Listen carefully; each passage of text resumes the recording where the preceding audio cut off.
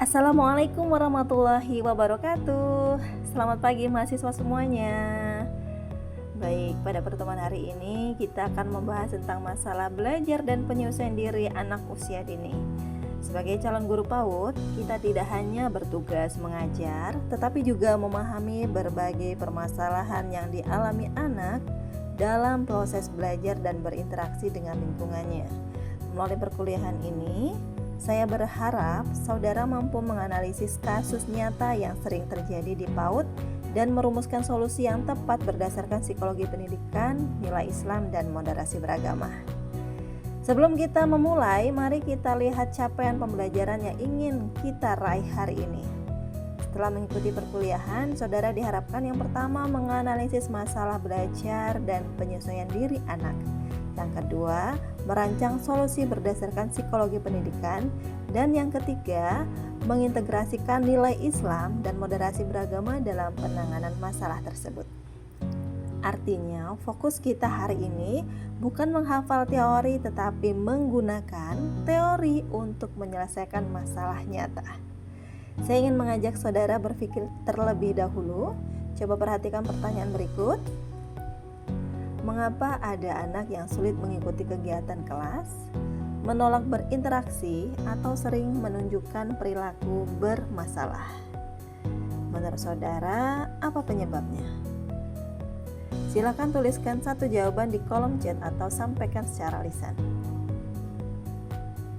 Baik, jawaban saudara sangat beragam. Ini menunjukkan bahwa perilaku anak dipengaruhi banyak faktor dan tidak bisa dinilai hanya dengan perilaku yang tampak. Bapak Ibu mahasiswa, ketika kita melihat seorang anak yang sering menyendiri, tidak mau bergaul atau mudah menangis, seringkali muncul penilaian bahwa anak tersebut bermasalah. Namun, dalam psikologi pendidikan, kita diajarkan untuk tidak terburu-buru memberi label. Perilaku yang tampak hanyalah puncak gunung es. Di balik perilaku tersebut bisa saja terdapat kebutuhan emosional yang belum terpenuhi, rasa tidak aman, pengalaman negatif, atau kesulitan beradaptasi dengan lingkungan baru.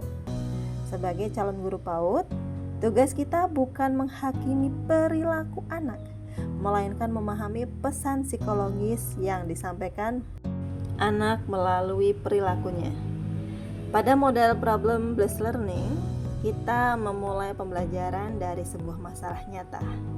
Saya ingin mengajak saudara melihat Rafa bukan sebagai anak yang bermasalah, tetapi sebagai anak yang sedang membutuhkan bantuan.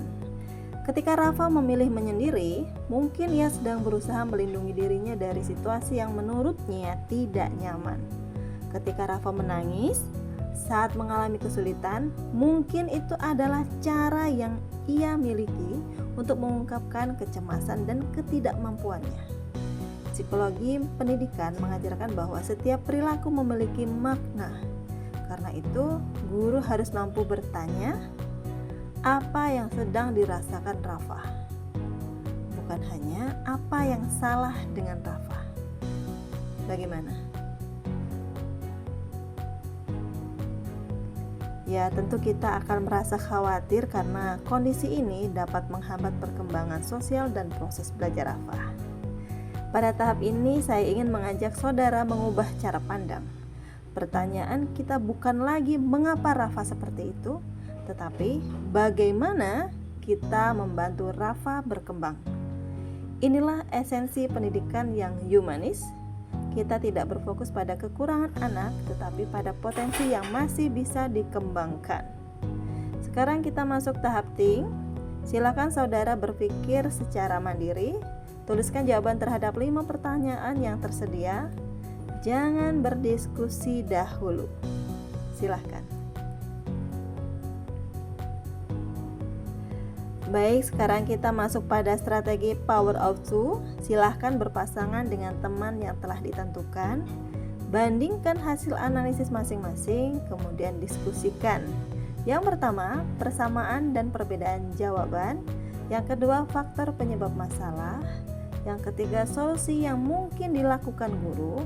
Dan yang keempat, pendekatan yang paling efektif.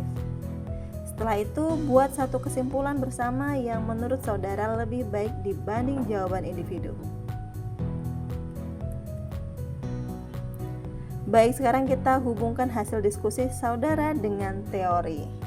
Dalam teori Vygotsky dijelaskan bahwa perkembangan anak sangat dipengaruhi oleh interaksi sosial. Artinya, kemampuan sosial tidak muncul begitu saja.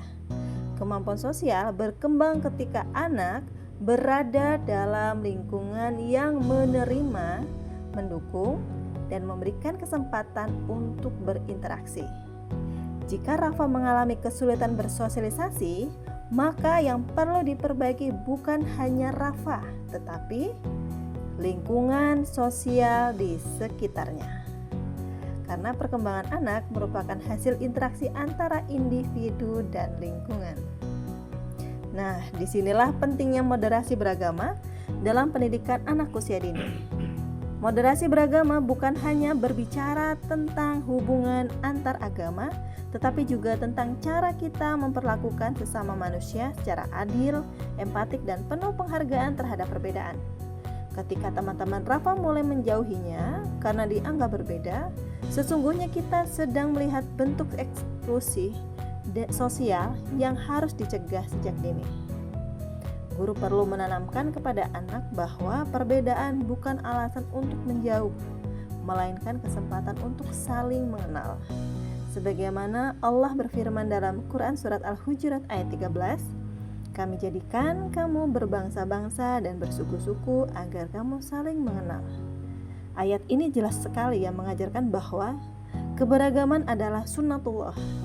Maka dalam konteks PAUD, moderasi beragama diwujudkan melalui yang pertama menghargai teman yang berbeda, yang kedua tidak melakukan perundungan, ketiga menunjukkan empati, dan yang keempat menciptakan lingkungan yang inklusif.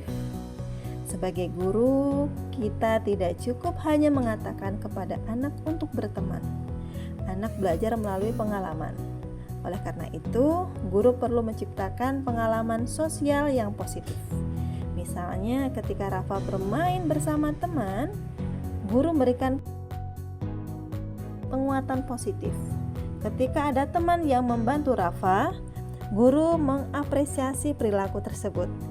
Nah, secara psikologis, pengalaman diterima akan meningkatkan rasa aman dan harga diri anak, dan ketika rasa aman tumbuh, kemampuan sosial anak akan berkembang.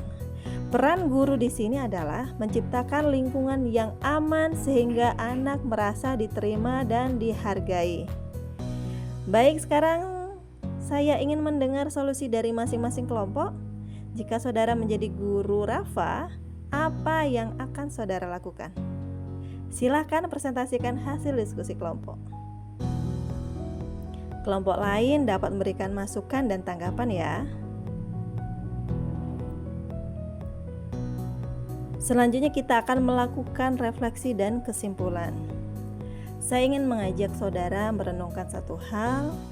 Tidak ada anak yang lahir dengan keinginan untuk dikucilkan. Tidak ada anak yang ingin dianggap berbeda. Setiap anak ingin diterima, dicintai, dan dihargai. Karena itu, tugas guru bukan membandingkan anak satu dengan yang lain, tetapi membantu setiap anak menemukan cara terbaik untuk berkembang sesuai potensinya.